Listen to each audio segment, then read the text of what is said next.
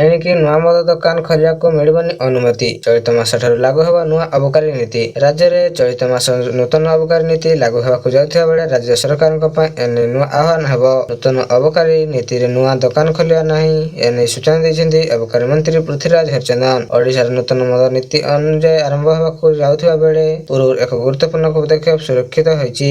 ରାଜ୍ୟ ସରକାର ବିଭିନ୍ନ ଅନ୍ୟ 4ଟି ରାଜ୍ୟରେ ଅବକାରୀ ନୀତି ଅନୁଧ୍ୟାନ କରିବା ପାଇଁ ବରିଷ୍ଠ ଅଧିକାରୀଙ୍କୁ 3ଟି ଦଳ ବା 4ଟି ରାଜ୍ୟକୁ ପଠାଯାଇଥିବା ବେଳେ ଓଡ଼ିଶାର ମଦ ନୀତି ନିୟମକୁ ପୁନର୍ନିର୍ମାଣ କରିବା ପାଇଁ ଆଗାମୀ 3 ବର୍ଷୀୟ ମଦ ନୀତି ଚଳିତ ମାସ 2ୟ କିମ୍ବା 3ୟ ସପ୍ତାହ ଅର୍ଥାତ୍ ଜୁନ 15ରୁ 20 ତାରିଖ ମଧ୍ୟରେ ଲାଗୁ ହେବାକୁ ଯାଉଥିବା ବେଳେ ଅବକାରୀ ମନ୍ତ୍ରୀ ପୃଥ୍ୱୀରାଜ ହରିଚନ୍ଦନ ଏହା ନେଇ ନିଶ୍ଚିତ କରାଇଛନ୍ତି। ମିଳିଥିବା ରିପୋର୍ଟ ଅନୁସାରେ ଏହି ନୀତି କୌଣସି ନୂତନ ମଦ ଦୋକାନ ଖୋଲିବାକୁ ଅନୁମତି ଦେବ ନାହିଁ। ଏହା ପୂର୍ବର ପଦ୍ଧତିଠାରୁ ଏହା ପ୍ରମୁଖ ପରିବର୍ତ୍ତନ ଯାହା ପ୍ରାୟତଃ ରାଜସ୍ୱ ସୃଷ୍ଟି ପାଇଁ ସମ୍ପ୍ରସାରଣ ଉପରେ ଗୁରୁତ୍ୱ ଦେଉଥିବ।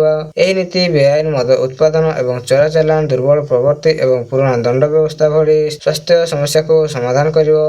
ଅବକାରୀ ମନ୍ତ୍ରୀ ପୂର୍ବରୁ କହିଥିଲେ ଯେ ସଂସଦୀୟ ଢାଞ୍ଚା ବର୍ତ୍ତମାନ ନୀତିରେ ଥିବା ତ୍ରୁଟିଗୁଡ଼ିକ ପୂରଣ କରିବା ସହିତ ଦଣ୍ଡକୁ ସମୃଦ୍ଧ କରିବ ଏବଂ ତଦାରଖ ବୃଦ୍ଧି କରିବ।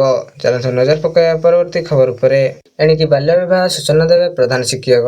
ସିଏମ୍ଆଇଓ ଭାବରେ ଦିଆଗଲା ଦାୟିତ୍ୱ। ଆଜି ବି କିଛି ଅଞ୍ଚଳରେ ହଟିନି ବାଲ୍ୟ ବିବାହ ପ୍ରଥା। ଆଜି ବି ବହୁତ ଗ୍ରାମରେ ବାଲ୍ୟ ବିବାହ ହେଉଥିବା ବେଳେ ଯେଉଁ ସ୍ଥାନରେ ଅଭିଯୋଗ ଆସୁଛି ସେଇଠି ପ୍ରଶାସନ ରୋକିବାକୁ ସଫଳ ହେଉଛି। କିନ୍ତୁ ଅନେକ ସ୍ଥାନରେ ଲୋକ ଭୋଜିଭାତ କରି ମଉଜ କରି ବହୁତ ସୁରୁଖୁରୁରେ ବାଲ୍ୟ ବିବାହକୁ ସମ୍ପୂର୍ଣ୍ଣ କରିଦେଉଛନ୍ତି, ଯାହାଫଳରେ କି ପରବର୍ତ୍ତୀ ମୁହୂର୍ତ୍ତରେ ଝିଅଟି ନାନାଦି ଅସୁବିଧାର ସମ୍ମୁଖୀନ ହେବାକୁ ଲାଗୁଛି।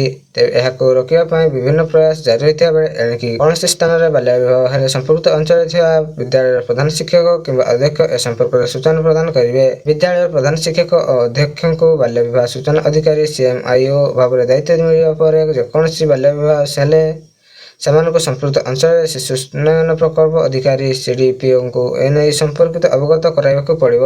ସିଡିପିଓ ବାଲ୍ୟ ବିବାହ ନିବାରଣ ଅଧିକାରୀ ସିଏମ୍ପିଓ ଭାବରେ ପୂର୍ବରୁ ଦାୟିତ୍ୱରେ ତୁଲାଇ ଆସୁଥିବା ବେଳେ ବିଦ୍ୟାଳୟ ପ୍ରଧାନ ଶିକ୍ଷକଙ୍କୁ ଅଧ୍ୟକ୍ଷଙ୍କୁ ସିଏମ୍ଆଇଓ ଭାବରେ ଡେଜିଗ୍ନେଟ୍ କରାଯିବା ନେଇ ବିଦ୍ୟାଳୟ ଓ ଗଣଶିକ୍ଷା ବିଭାଗ ପକ୍ଷରୁ ଓଡ଼ିଶା ଆଦର୍ଶ ବିଦ୍ୟାଳୟ ସଂଗଠନ, ରାଜ୍ୟ ପ୍ରକଳ୍ପ ନିର୍ଦ୍ଦେଶକ, ଉଚ୍ଚ ମାଧ୍ୟମିକ ଶିକ୍ଷା ନିର୍ଦ୍ଦେଶକ, ମାଧ୍ୟମିକ ଶିକ୍ଷା ନିର୍ଦ୍ଦେଶକ ଏବଂ ପ୍ରାଥମିକ ଶିକ୍ଷା ନିର୍ଦ୍ଦେଶକଙ୍କୁ ଅବଗତ କରାଯାଇଛି।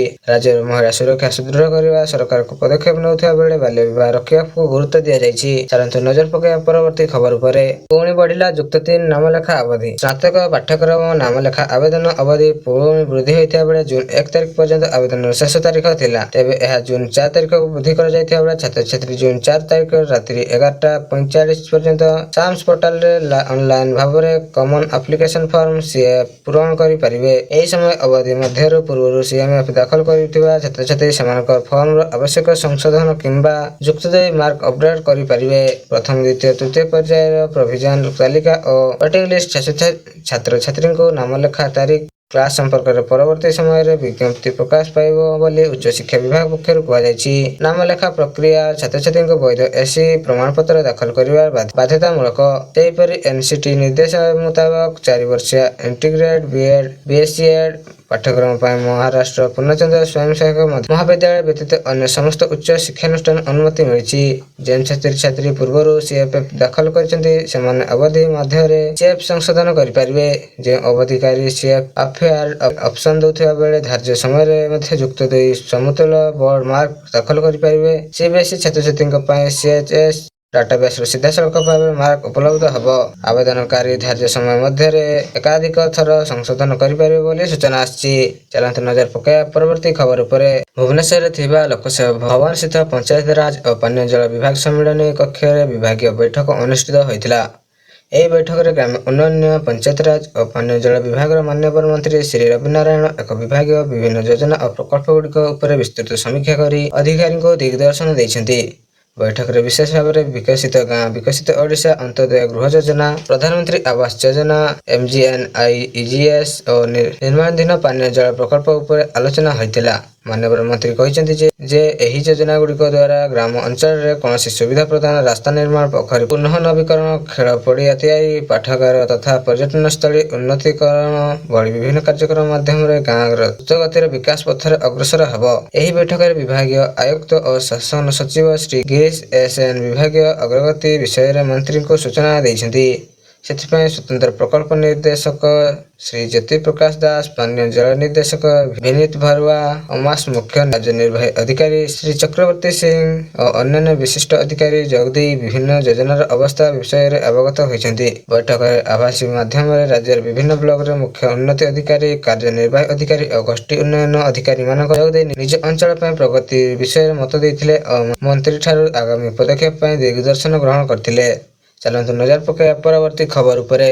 ଗନ୍ଧମାର୍ଦ୍ଦନ ପାହାଡ଼ ଜଙ୍ଗଲରୁ ବିପୁଳ ମାଓ ସାମଗ୍ରୀ ଠାବ। ବରଗଡ଼ ଜିଲ୍ଲା ପାଇକମାଳ ଥାନା ଗନ୍ଧମାର୍ଦ୍ଦନ ସଂରକ୍ଷିତ ଜଙ୍ଗଲରୁ ପୋଲିସ ବିପୁଳ ପରିମାଣର ମାଓବାଦୀଙ୍କ ବ୍ୟବହୃତ ସାମଗ୍ରୀ ଜବତ କରିଛି। ପାଇକମାଳ ଗନ୍ଧମାର୍ଦ୍ଦନ ଜଙ୍ଗଲରେ କମ୍ବି ବେଳେ ଡିଭିଏଫ୍ ଦ୍ୱାରା ଠାବ ହୋଇଥିବା ଏହି ଜିନିଷ ଡେଟୋନେଟର ସହ ଟିଫିନ୍ ଓ କିଛି ବମ୍, କିଛି ମାଓ ପୋଷାକ ଜବତ କରିଥିବା ବେଳେ ମାଓବାଦୀ ସେଠାରେ ଏହି ସାମଗ୍ରୀ ଲୁଚାଇ ରଖିଥିଲେ।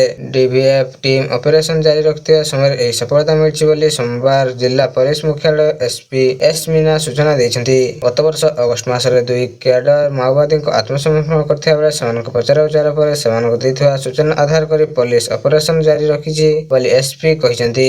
ଚାଲନ୍ତୁ ନଜର ପକାଇବା ପରବର୍ତ୍ତୀ ଖବର ଉପରେ। ଉପରମୁହାଁ କରୋନା ଗ୍ରାଫ, ପୁଣି ଫେରିବ ମାସ୍କ ଓ ରାଜ୍ୟରେ କୋଭିଡ ଆକ୍ରାନ୍ତଙ୍କ ସଂଖ୍ୟା 15 ବୃଦ୍ଧି। ପୁଣି ଉପରମୁହାଁ ହେଲାଣି କରୋନା ଗ୍ରାଫ, ରାଜ୍ୟରେ କୋଭିଡ ଆକ୍ରାନ୍ତଙ୍କ ସଂଖ୍ୟା 15କୁ ବୃଦ୍ଧି। ଏନେଇ ସୂଚନା ଦେଲେ ଜନସ୍ୱାସ୍ଥ୍ୟ ନିର୍ଦ୍ଦେଶକ ଡକ୍ଟର ନୀଳକଣ୍ଠ ମିଶ୍ର। ସେହାପରି ଦେଶରେ 4,000 ମୁହାଁ କରୋନା କେସ୍ ପୁଣି ବଢ଼ିବାକୁ ଲାଗିଥିବା ବେଳେ ମାସ୍କ ପୁଣି ଫେରିପାରେ। ତେବେ ଜନସ୍ୱାସ୍ଥ୍ୟ ନିର୍ଦ୍ଦେଶକ କହିଛନ୍ତି, ରାଜ୍ୟରେ ଯେମିତି ପରୀକ୍ଷା ହେଉଛି ବହୁତ କମ୍ ପଜିଟିଭ ଆସୁଛି। ଗହଳି ସ୍ଥାନରେ ଯାଆନ୍ତୁ ନାହିଁ, ଦରକାର ପଡ଼ିଲେ ମାସ୍କ ଓ ଗ୍ଲୋଭ୍ସ ପିନ୍ଧନ୍ତୁ। କିନ୍ତୁ କରୋନାକୁ ନେଇ ରାଜ୍ୟରେ ସତର୍କ ରହିବାକୁ ଆହ୍ୱାନ କଲେ ସ୍ୱାସ୍ଥ୍ୟ ବିଭାଗ। ଷ୍ଟାଣ୍ଡାର୍ଡ ପ୍ରୋଟୋକଲ ମାନିବାକୁ ପରାମର୍ଶ ଦେଇଥିବା ସହିତ ଲୋକଙ୍କୁ ଗହଳି ନ କରିବାକୁ ପରାମର୍ଶ ଦିଆଯାଇଛି। ହାତ ଧୋଇବା ପାଇଁ ଗ୍ଲୋଭ୍ସ ପିନ୍ଧିବା ଓ ମାସ୍କ ବ୍ୟବହାର କରିବା ପାଇଁ ପରାମର୍ଶ ଦିଆହେବା ସହିତ ନିଶ୍ଚିତ ଏହା ପାଳନ କରିବାକୁ ପରାମର୍ଶ ଦେଇଛନ୍ତି ସ୍ୱାସ୍ଥ୍ୟ ବିଭାଗ। ଅନ୍ୟପଟରେ 3,961 ରହିଛନ୍ତି କରୋନା ଆକ୍ଟିଭ କେସ୍। ଗତ 24 ଘଣ୍ଟା ମଧ୍ୟରେ କୋଭିଡରେ ଆଉ 4 ଜଣଙ୍କ ମୃତ୍ୟୁ ହୋଇଥିବା ବେଳେ ଚଳିତ ବର୍ଷ ଦେଶର କୋଭିଡ ମୃତ୍ୟୁ ସଂଖ୍ୟା 32ରେ ପହଞ୍ଚିଛି। ଗତ 24 ତାରିଖରେ ଦେଶରେ ଆଉ 203 କରୋନା ସଂକ୍ରମିତ ଚିହ୍ନଟ ହୋଇଥିବା ବେଳେ କେରଳରେ ସର୍ବାଧିକ 1,435 କରୋନା ସଂକ୍ରମିତ ହୋଇଛନ୍ତି। ସେହିପରି ମହାରାଷ୍ଟ୍ରରେ 506 ସଂକ୍ରମିତ ସୂଚନା ଆସିଛି। ପଶ୍ଚିମବଙ୍ଗରେ 44 ଜଣ କେସ୍ ବାହାରିବା ବେଳେ ମୋଟ ସଂକ୍ରମିତ ସଂଖ୍ୟା 331ରେ ପହଞ୍ଚିଥିବା ବେଳେ ଦିଲ୍ଲୀ, କେରଳ, ଗୁଜରାଟ ମଧ୍ୟ ସଂକ୍ରମିତ ବୃଦ୍ଧି ଚିନ୍ତାର କାରଣ ପାଲଟିଛି। କୋଭିଡ ସଂକ୍ରମିତ ବଢୁଥିବା ବେଳେ ମୁକାବିଲା ପାଇଁ କେନ୍ଦ୍ର ସରକାର ସମ୍ପୂର୍ଣ୍ଣ ପ୍ରସ୍ତୁତ ଥିବା କହିଥିବା ବେଳେ ଡାକ୍ତରଙ୍କୁ ଯଥେଷ୍ଟ ପରିମାଣରେ ଆଇସିୟୁ ବେଡ୍ ଓ ଅକ୍ସିଜେନ ସିଲିଣ୍ଡର ମହଜୁଦ ରହିଛି ବୋଲି ସୂଚନା ଆସିଛି।